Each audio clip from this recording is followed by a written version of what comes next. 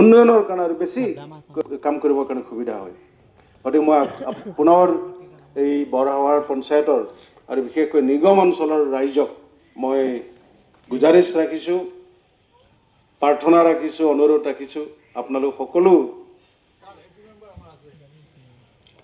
সকলোৱে আমাৰ দলীয় যিসকল প্ৰাৰ্থী প্ৰক্ষেপিত আছে, শ্বৰীফা বেগম জিলা পৰিষদৰ কাৰণে আৰু ৰুকসানা বেগম চাহেবা মোৰ ওচৰতে আছে, ভাল বক্তৃতা দিছে। আজি মই তেখেতৰ বক্তৃতা প্ৰথম শুনিছোঁ, ভাল বক্তৃতা দিছে।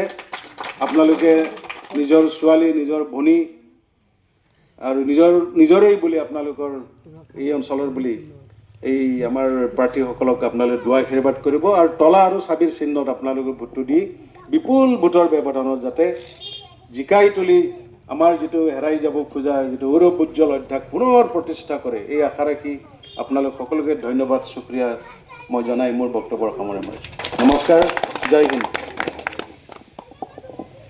আদৰৰ আদিত্য লাংটাছা ছাৰ, তেখেতে ধুনীয়া ভাষণ দিছে, আমি বুজিব পাৰিছোঁ। সুন্দৰ এটা ভাষণ আমাৰ সন্মুখত ৰাখিছে, যাৰ পৰা আমি বহু কথা জানিব পাৰিছোঁ। এতিয়া ছাৰ ইতিমধ্যে চিতলমাৰী চামৰালীত যাব, গতিকে ছাৰক আমি আৰু অসুবিধা নিদিওঁ, ছাৰ এতিয়া গুচি যাব। এতিয়া আমাৰ মাজত উপস্থিত হৈছেহি আমাৰ জেডপিচিৰ সদস্যৰ হাজবেণ্ড মুস্তাফিজুৰ ৰহমান ছাৰ, আমাৰ মাজত উপস্থিত হৈছে আমাৰ ডিষ্ট্ৰিক্টৰ ভাইচ প্ৰেচিডেণ্ট আব্দুল হক সাহাব, আমাৰ মাজত উপস্থিত হৈছে মুৰাজাৰ ব্লকৰ অবজাৰভাৰ কমিটিৰ উপদেষ্টা শহীদুল ইছলাম সাহাব, তেখেত আমাৰ মাজত উপস্থিত হৈছেহি। গতিকে আমাৰ মিটিং চলি থাকিব। এতিয়া আমাৰ বাকী কামখিনি সভাৰ চলি থাকিব।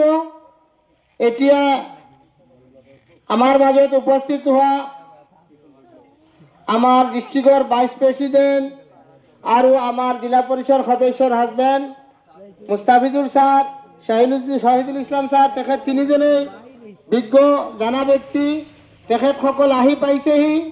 গতিকে আপোনালোকে ধৈৰ্য ধৰি অলপ সময় থাকিব, আমাৰ মিটিং চলিয়ে থাকিব। এতিয়া আমাৰ মাজত